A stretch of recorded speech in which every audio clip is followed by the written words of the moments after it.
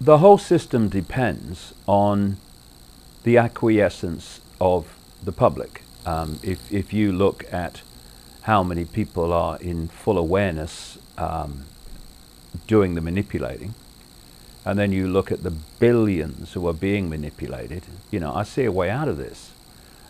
This is why divide and rule is so important, because the target population is so vast, and those in full awareness of what they're doing is so small that unless you divide and rule the population, you've got no chance.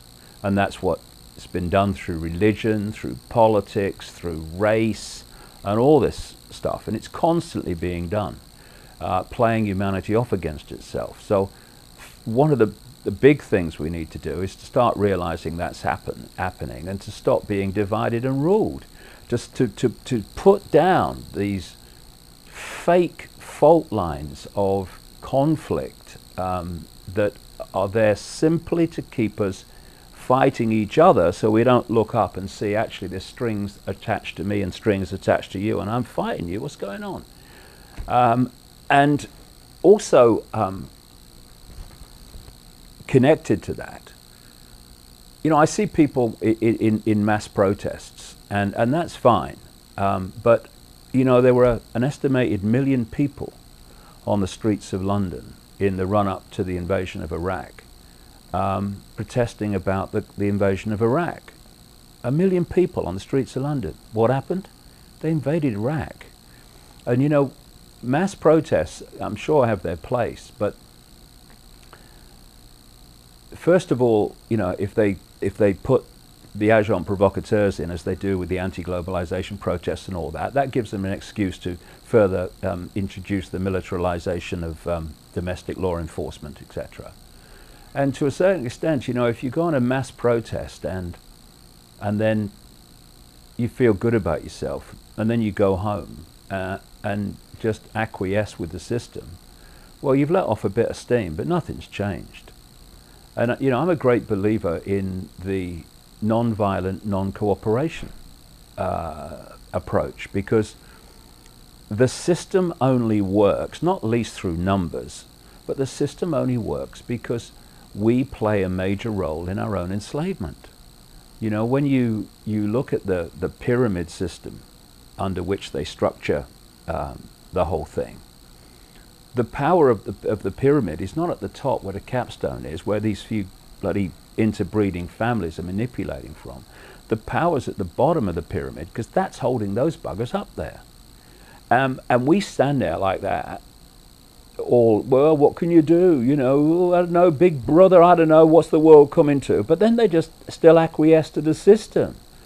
And if we started to en masse cease to cooperate with it, I'll give you an example.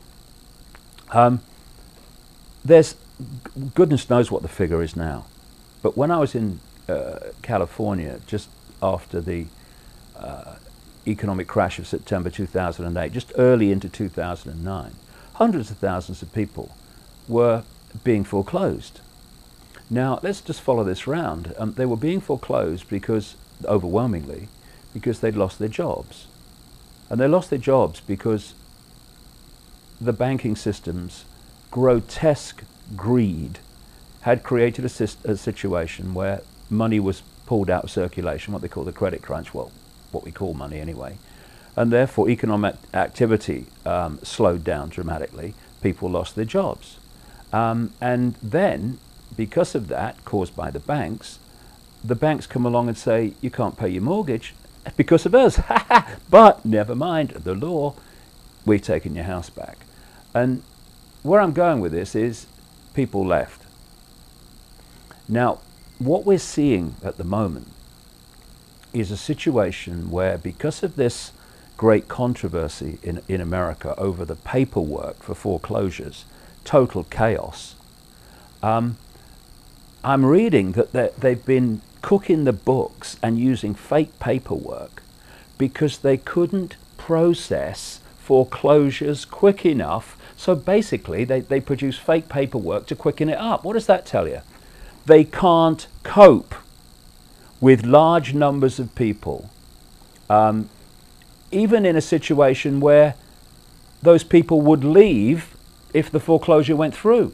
Imagine the situation they would be in if vast numbers of people who were being foreclosed because of the banks said to the banks, stuff your foreclosure, we ain't moving.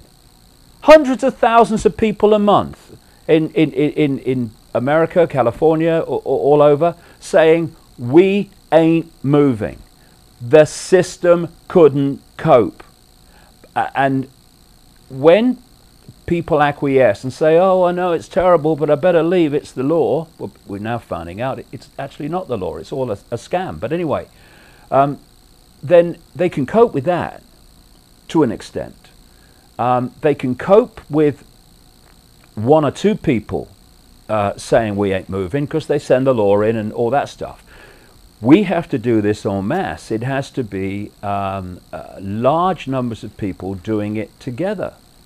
And you know, if someone in Downing Street or the White House comes out and says, basically, you know, we've had a discussion and we've decided this is what's going to happen.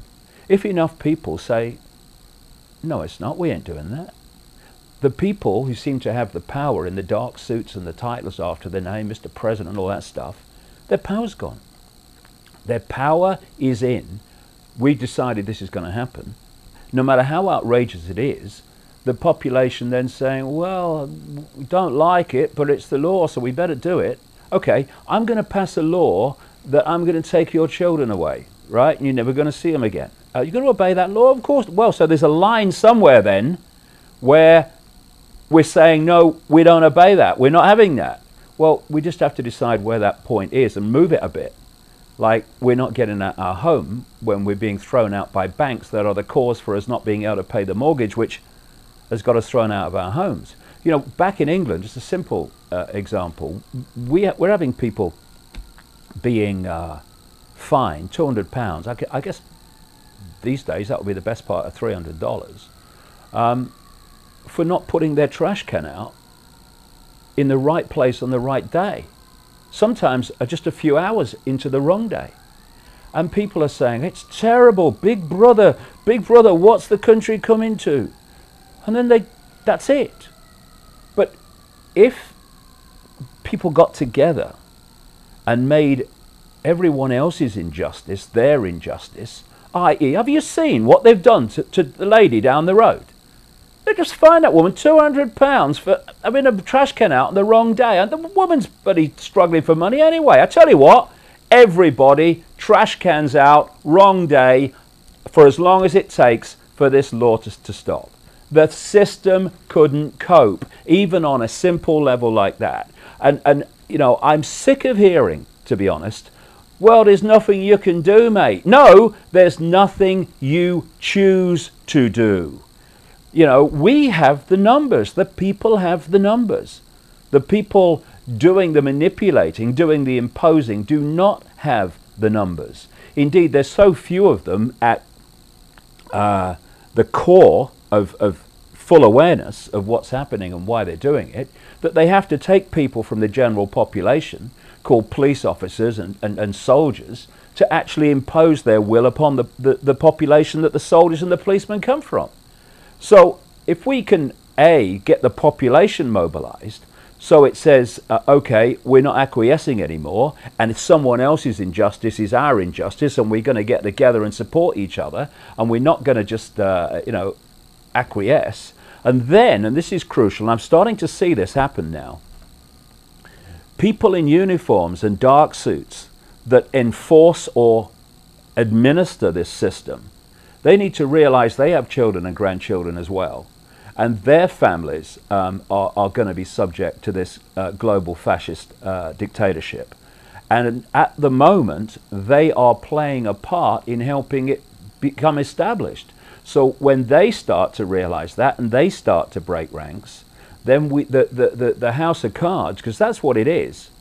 If we don't hold the house of cards together, then the house of cards must collapse. Then the change starts to happen. And we're moving towards it. I mean, over the last 20 years I've been involved in this. I mean, the number of people now who are awakened to this information, at least up to a point, who are seeing what they couldn't see before, is absolutely fantastic. And it's a worldwide thing too, compared with just a few years ago. It's the world is changing. We need to change it quicker.